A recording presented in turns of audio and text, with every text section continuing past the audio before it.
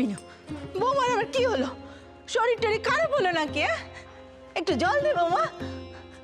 ও বিনু, চুপ করে আছিস কেন? বল কি হয়েছে ওর? না না মা, বালি অনেকক্ষণ দাঁড়িয়ে ছিল তো, তাই মনে একটু ক্লান্তি লাগছে ওর। ওহ, মেয়েটাকে নিয়ে আর পারেনি বাপু। সব জায়গায় যেতে বারণ করি, কিছুতেই শুনবে না, সব কিছুতে তার যাওয়া চাই।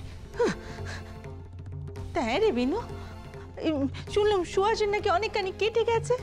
তাই রে, রক্ত বেরিয়েছে অনেকখানি। কি করে কাটলো, কিসে কাটলো বল দেখি আমায়। ও ও তেমন কিছু নয়, হাতটা একটু সামান্য কেটে গেছে। ও মা, সামান্য কাটলে কি ওরকম হুলুস্থলে কাণ্ড বাঁধায় নাকি? না না না বাপু, তোরা আমায় কিছু নু করছিস। আমি বরং যাই নিজে দেখে আসি কে। না না মা, আপনি আপনি মিছিমিছি এত ভাবছেন। ওখানে বেহাই ঠাকুর আছে, সুহাস ঠিকই আছে। না বাপু, আমি আর কারো কথা শুনবো না, আমি যাব। যা তুই বরং একটু শুয়ে থাক, না আমি দেখে আসি।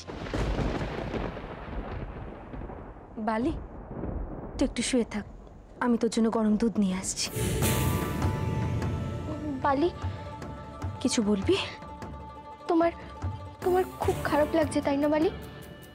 ওই নতুন বউ তোমাকে কত খারাপ খারাপ কথা কইলো, তোমার খুব কষ্ট হচ্ছে তাই না?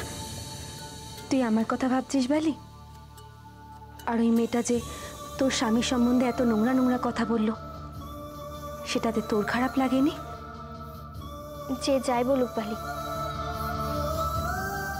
আমি জানি উনি আমাকে আমাকে কতটা ভালোবাসেন। তাছাড়া উনি হলেন পুরুষ মানুষ। পুরুষ মানুষের গায়ে যে কখনো কখনো পাক লাগে না বালি। তাদের পা পিছললেও সমাজের মানুষ তাদের দিকে আঙুল তোলেন। কিন্তু তুমি তো মেয়ে মানুষ বালি।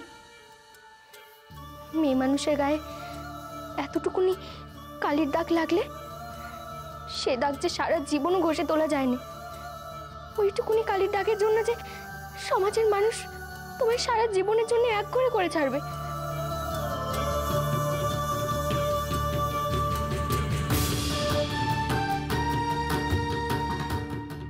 না রে বালি, সমাজে এমন মানুষও আছে যারা কেবল মানুষ নন, দেবতাও, যারা নিজের হাতে কালির দাগ মুছিয়ে জীবনকে আবার নির্মল করে তোলেন।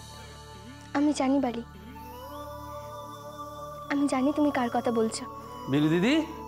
হ্যাঁ নকু দাদা। বিনু দিদি, বিহারি দাদা একবার তোমাকে এক্ষুনি ডাকছেন। আমাকে ডাকছেন? হ্যাঁ হ্যাঁ, আমি এক্ষুনি যাচ্ছি। অনুকু দাদা, তুমি একটু কেমিকে গিয়ে বলো না যে বালির জন্য একটুখানি গরম দুধ নিয়ে আসে। ঠিক আছে, আমি গিয়ে বলছি। তুমি যাও। বালি, তুই যা, গিয়ে শিগগিরই শুয়ে পড়, আমি একটু যাচ্ছি। আর হ্যাঁ, দুধটা কিন্তু সময় মতো খেয়ে নিস। আমি দেখি উনি কেন ডাকছেন। আসছি, হ্যাঁ।